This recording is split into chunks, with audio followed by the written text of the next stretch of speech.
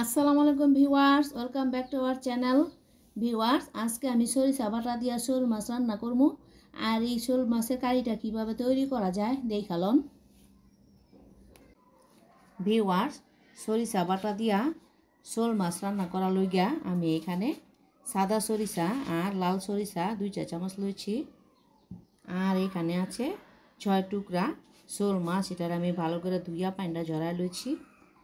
আর আছে কাঁচামরিচ এটা আমি সরিষার সাথে দিয়া দিমু। আর আছে রসুন আদা, এগুলার আমি একটু বাইটা লমু। ভিউয়ার্স, সরিষাটারে আমি পানি দিয়ে এইভাবে ব্লেন্ড করে লইছি। এখন আমি চুলায় একটা প্যান বসাইয়া গরম করে লইছি। প্রায় 3 টেবিল চামচ পরিমাণ সরিষার তেল।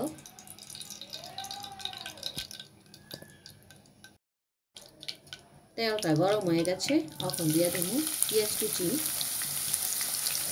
পেঁয়াজটাকে হালকা ভাজা লমু।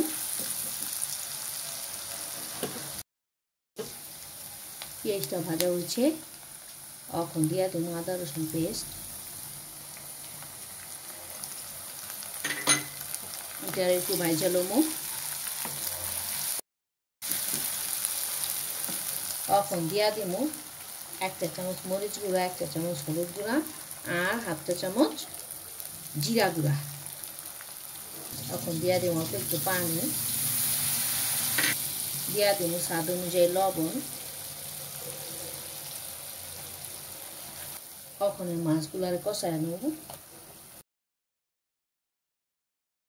এখন আমি ঢাইকা দিয়ে মাছটার কষায় নেব।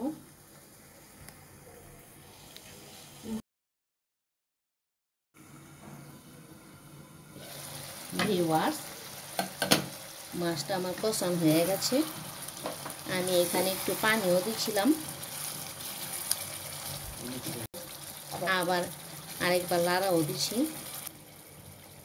ওখানে যে সরষাটারে আমি ব্লেন্ড করে লইছি না, ওটার আবার একটু ছাইকাও লইছি। আপনারা চাইলে না ছাইকাও দিবা পারবেন, তবে আমি ছাইকা লইছি।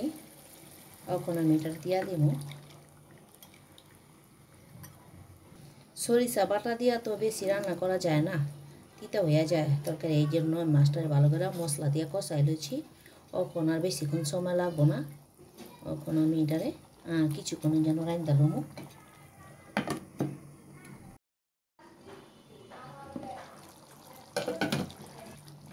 শোল মাছটা আমার প্রায় রান্না করা হয়ে গেছে গা, আর একটু রাখলে হয়ে যাব। এখন আমি দিয়া দেব কিছু ফালি করা কাঁচামরিচ, আর দেব ধনিয়া পাতা কুচি।